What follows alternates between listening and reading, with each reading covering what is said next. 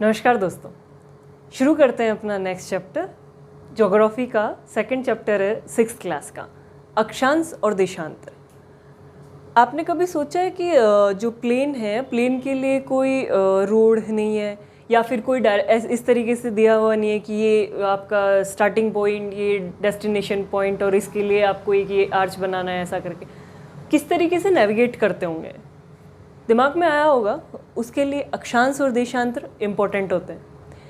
आज के टाइम पे हम गूगल मैप यूज़ करते हैं। गूगल मैप में भी अगर किस तरीके से अपने डेस्टिनेशन पे पहुंचाता होगा गूगल मैप, कौन सा मैकेनिज़्म यूज़ करता होगा, वहाँ पे इम्पोर्टेंट रोल निभाते हैं अक्षांश और देशांतर। तो अक्षांश और देशांतर के बारे में जानना इम्पोर्टेंट हो जाता है। अगर मैप रीडिंग करनी है उसके लिए भी, आपको किसी स्थान को जानना है उसके लिए भी। जैसे आपको अक्षांश और देशांतर का पता होगा कि कोई एरिया, कोई क्षेत्र, कोई शहर या फिर कोई घर कौन से अक्षांश पे कितने डिग्री पे होगा, तो डेफिनेटली आप उसको अच्छे से मैप में लोकेट कर पाएंगे। तो सबसे पहले हम देखेंगे अक्षांश और देशांतर के बारे में कि क्या है, कैसे है। पिछले चैप्टर में अपन ने सौर मंडल में पृथ्वी देखी थी। पृथ्वी को जानने के लिए हमें अक्षांश और देशांतर का नॉलेज होना चाहिए, क्योंकि पृथ्वी पे बहुत सारी जगह हैं। जगह तक पहुंचने के लिए अगर हमें एग्जैक्ट उनका पॉइंट अक्षांश और देशांतर के मामले से नहीं पता होगा तो डेफिनेटली हम उस स्थान को नहीं खोज पाएंगे। एटलीस्ट एग्जैक्ट तरीके से नहीं खोज पाएंगे जितना एग्जैक्टली हमें चाहिए। तो अक्षांश और देशांतर, पृथ्वी का जो बाह्य रूप है, किस तरीके से उसको डिवाइड कर रखा है वो जानते हैं, जिससे हम मैपिंग और लोकेशंस और इनको देख पाएँ।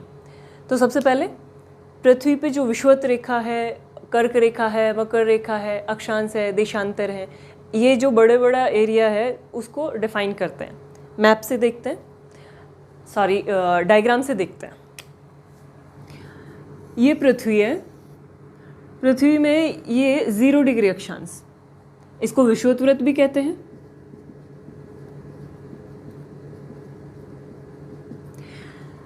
ये विषुवत वृत्त क्या होता है? पृथ्वी को 2 भागों में बांटने वाली काल्पनिक रेखा है। काल्पनिक इन द सेंस ये पृथ्वी पे कहीं एग्जैक्टली खींची हुई नहीं है, ये एक कल्पना मात्र है जिससे हम पृथ्वी को नेविगेट कर सकें, किसी स्थान विशेष की स्थिति को जान सकें। इसको उत्तरी गोलार्ध, ये दक्षिणी गोलार्ध।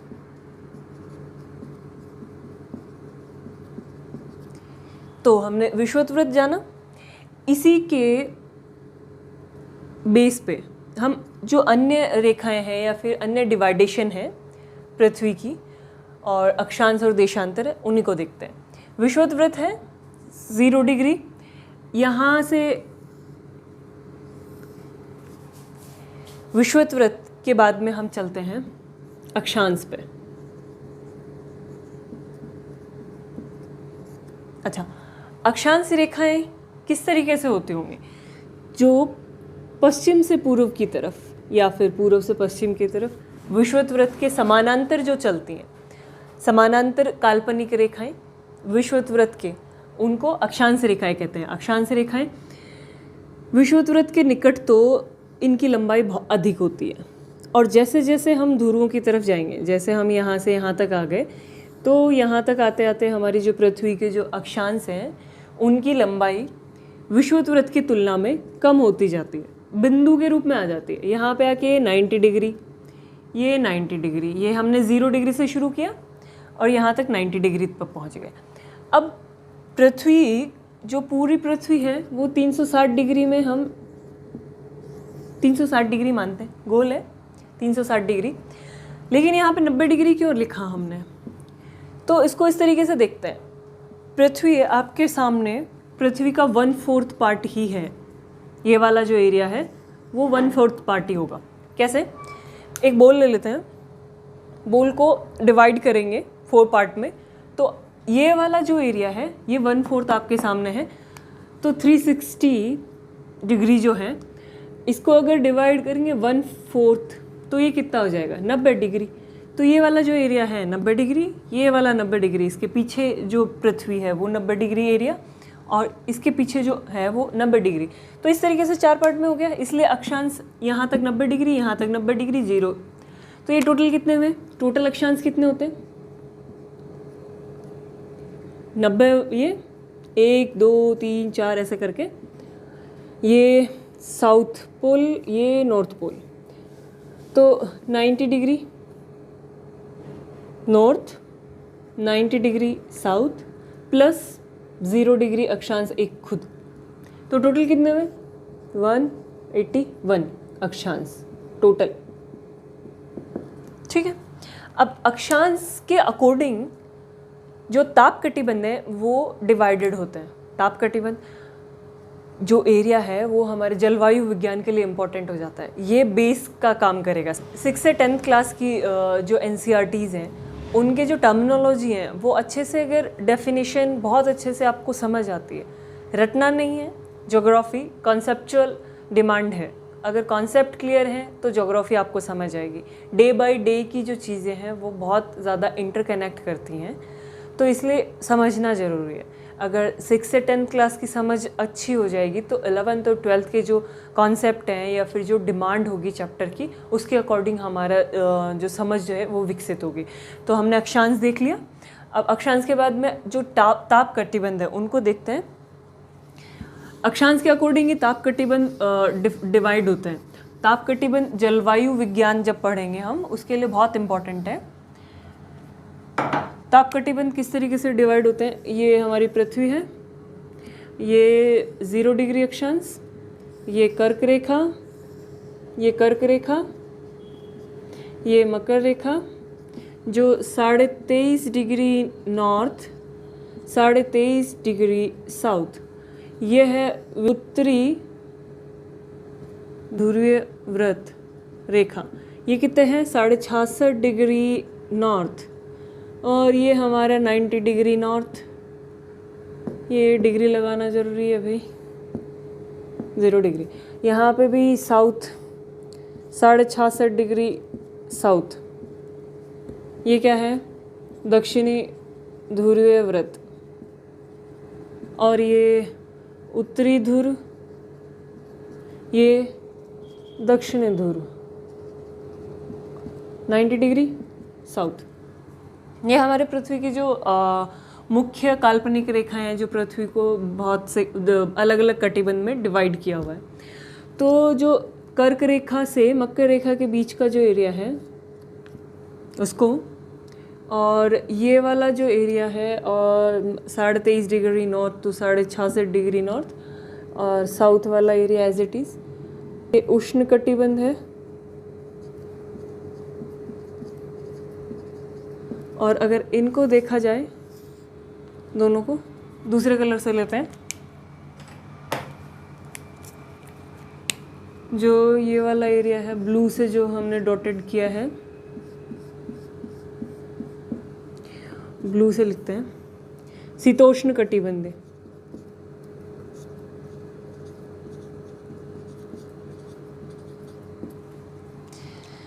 और इसके बाद में जो 66 डिग्री से नॉर्थ वाला एरिया है, इसको अगर देखा जाए तो जो ग्रीन कलर से किया है वो है शीत कटिबंध। ये वाला भी एज इट इज़। तो इस तरीके से जो ताप कटिबंध है वो हमारी जलवायु विज्ञान के अकॉर्डिंग बहुत इंपॉर्टेंट है।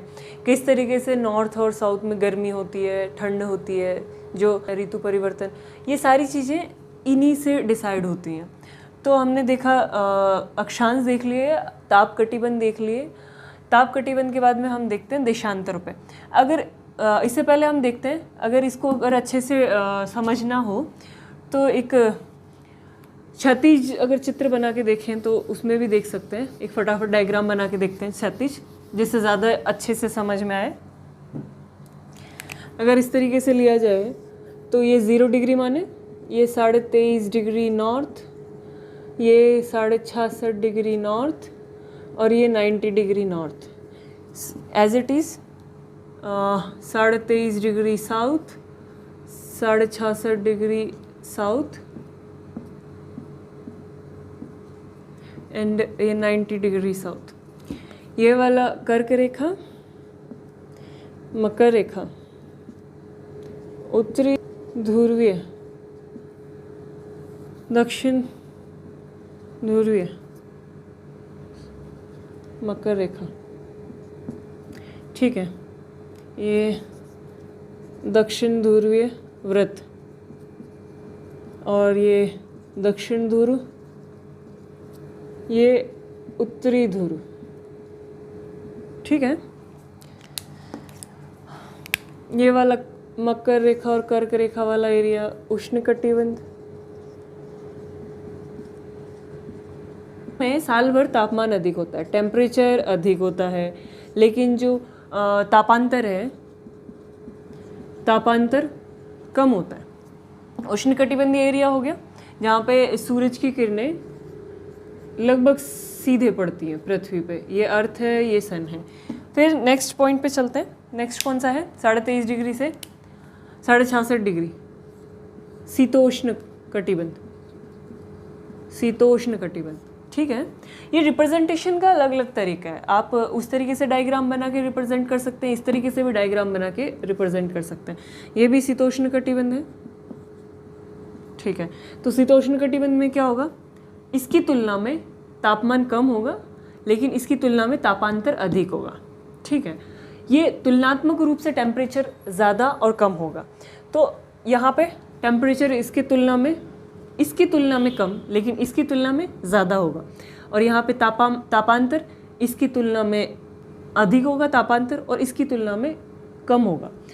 इसी तरीके से फिर ये शीतोष्ण कटिबंध और ये शीत कटिबंध।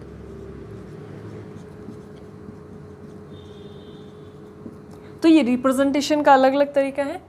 बाकी आपको टेलीग्राम लिंक जो मेरे डिस्क्रिप्शन में दे रखा है, आप वहाँ से जाके पीडीएफ डाउनलोड कर सकते हैं। अगला देखते हैं अक्षांश के बाद में देशांतर। जब तक आपको अक्षांश के साथ साथ देशांतर नहीं पता है, जब तक आप एग्जैक्ट लोकेशन पे नहीं पहुँच सकते, तो अक्षांश देखते हैं। अक्षांश क्या होंगे? जैसे देशांतर हमने देखा था, देशांतर विषुवत वृत्त के समानांतर जो काल्पनिक रेखाएं हैं उनको अक्षांश कहा। अब हम उत्तरी ध्रुव से दक्षिण ध्रुव के बीच में जो काल्पनिक रेखा है उसको देशांतर कहते हैं, ठीक है। ये देशांतर हो गए हमारे, ठीक। देशांतर है, ये काल्पनिक रेखा है नॉर्थ टू साउथ। अब इसमें सबसे बड़ी विशेषता क्या होगी? ये यहाँ पे जहाँ देखो समानांतर थी, कहने का मतलब एक दूसरे से कहीं जाके मिल नहीं रहे थे, चाहे 1 डिग्री का डिफरेंस हो, चाहे 23.5 डिग्री का डिफरेंस हो, सब बराबर बराबर थे। और ध्रुवों की तरफ जाते जाते इनकी लंबाई कम होती जा रही थी। देशांतर में क्या है? समानांतर नहीं है, इनकी लंबाई समान है। संपूर्ण जो देशांतर हैं उनकी लंबाई समान है, लेकिन ध्रुवों की तरफ जाते जाते इनके बीच में जो दूरी है, दो देशांतर के बीच में जो दूरी है वो कम होती जा रही है। तो ये बड़ा डिफरेंस है अक्षांश और देशांतर में। संपूर्ण देशांतर की जो लंबाई है वो समान है, लेकिन दो देशांतर के बीच में जो दूरी है वो ध्रुवों की तरफ जाते जाते कम होती जा रही है। जबकि यहाँ पे क्या है, जो समानांतर हैं इनके बीच में जो दूरी है वो समान रहेगी। किसी भी क्षेत्र पे जाइए, चाहे यहाँ पे दो अक्षांशों के बीच में जो दूरी होगी वो समान होगी, लेकिन ध्रुवों पे जाते जाते ध्रुवों की तरफ जाने पे इनकी जो लंबाई है वो कम होती जा रही है। तो हमने देशांतर देखा, अक्षांश देखा। देशांतर और अक्षांश के बाद में हमारा आता है मानक समय। जो देशांतर वाला एरिया था, देशांतर, तो जो ग्रीनविच रेखा है,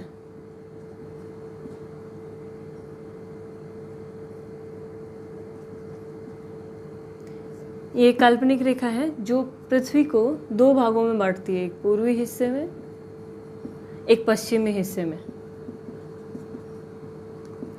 जैसे पृथ्वी का जो टाइम है, जो पूर्वी हिस्सा है, इसमें समय ग्रीनविच रेखा से आगे चलता है। फॉर एग्जाम्पल, ग्रीनविच रेखा पे दोपहर के 12 बजे हैं, तो यहाँ पे फिर दोपहर के 12 बजे के बाद का समय, जैसे 1, 2, 3 यही होगा दोपहर के बाद। वहीं पे पश्चिम जो एरिया है 12 बजे दोपहर में, तो यहाँ पे सुबह के 11, 10, 9, 8 इस तरीके से। तो ये पश्चिम एरिया में पीछे चलता है समय, और जो पूर्वी एरिया है उसमें आगे चलता है समय। तो इसके आगे देखते हैं 360 डिग्री जो देशांतर हैं पृथ्वी के, 360 डिग्री देशांतर की जो स्थिति है उनको पृथ्वी 24 घंटे में कवर करती है। ठीक है, तो 1 घंटे में कितने कवर करती होगी? 15 देशांतर, 15 देशांतर करती है। अगर इसको और छोटा किया जाए तो 4 मिनट में 1 देशांतर कवर करती है। ठीक है, इसी से हम टाइम जो होता है अंतर्राष्ट्रीय स्तर पे जो टाइमिंग है वो इस आधार पे डिसाइड करते हैं। ठीक है, अगला देखते हैं इस अक्षांश और देशांतर के माध्यम से जो ग्रिड बनता है ना मैप पे, तो इसी तरीके से बनता है। तो ये क्या हो गए? ये देशांतर हो गए,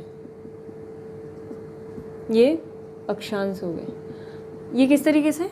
अगर एक पृथ्वी का जो छोटा एरिया लिया जाए, पृथ्वी का जो ये मैप है, जैसे ये वाला एरिया ले लिया, मैं पास से दिखाती हूँ, ये वाला जो ग्रिड है इतना सा ले लिया, तो हमें ये पता लग जाएगा कि कितने अक्षांश और कितने देशांतर पे।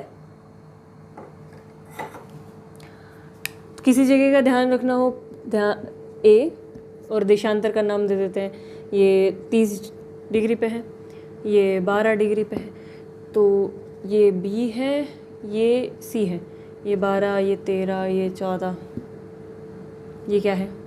ये पूर्वी देशांतर, पूर्वी देशांतर माने जाते हैं। अक्षांश ये दक्षिण अक्षांश मानता है।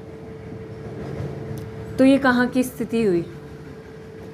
पृथ्वी का जो ये एरिया है, ये 0 डिग्री, ये नॉर्थ, ये साउथ, ये स्थिति कहाँ की है? ये नॉर्थ और साउथ, ये पूर्व और ये पश्चिम। तो एग्जैक्टली ये स्थिति कहाँ की है? फॉर एग्जांपल अगर ए को लोकेट करें तो ए कहाँ होगा? ए की स्थिति कहाँ होगी? 12 जो देशांतर है वो पूर्व में है, तो पूर्व पहले लोकेट करते हैं पूर्व, और दक्षिण में है तो दक्षिण।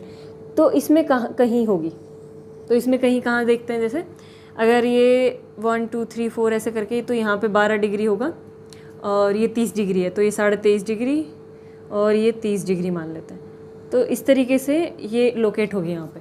फिर अगर 13 देशांतर पे और ये 40 डिग्री मान लेते हैं साउथ, ये 30 डिग्री है तो ये 40 डिग्री है, 40 डिग्री साउथ, 30 डिग्री साउथ, और ये है देशांतर 13।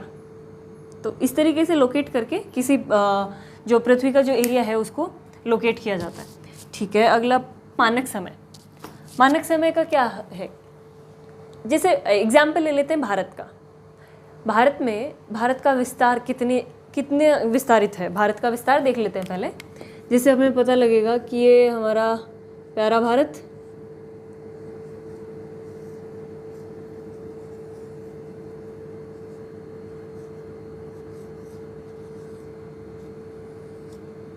ठीक है। भारत कौन सी स्थिति में है वैसे? अगर ग्लोब पे देखा जाए तो ग्लोब पे बनाते हैं तो यहाँ पे ये नॉर्थ पोल, ये साउथ पोल, ये पूर्व, ये पश्चिम। तो भारत की एग्जैक्ट स्थिति कहाँ पे? यहाँ पे कहीं। तो उत्तरी गोलार्ध और पूर्वी देशांतर में एरिया में है। तो हमारा एग्जैक्ट लोकेशन, ये जो देशांतर का विस्तार है वो कहाँ से कहाँ तक है? ये 68 पूर्वी से लगभग 97 पूर्वी तक। तो इतना विस्तार है, इतने सारे देशांतर हैं। तो इतने बड़े भारत में अलग अलग जगह पे, यहाँ पे असम में अलग टाइम माने, बिहार और पश्चिम बंगाल में अलग, यूपी, एमपी, तमिलनाडु, इन राज्यों में अलग, फिर यहाँ पे दिल्ली से लेके मुंबई वगैरह में अलग। तो इस तरीके से इसका विस्तार बहुत ज़्यादा है, बहुत सारे, लगभग 30 देशांतर। तो 30 देशांतर मतलब कितना डिफरेंस आएगा बताओ जल्दी से?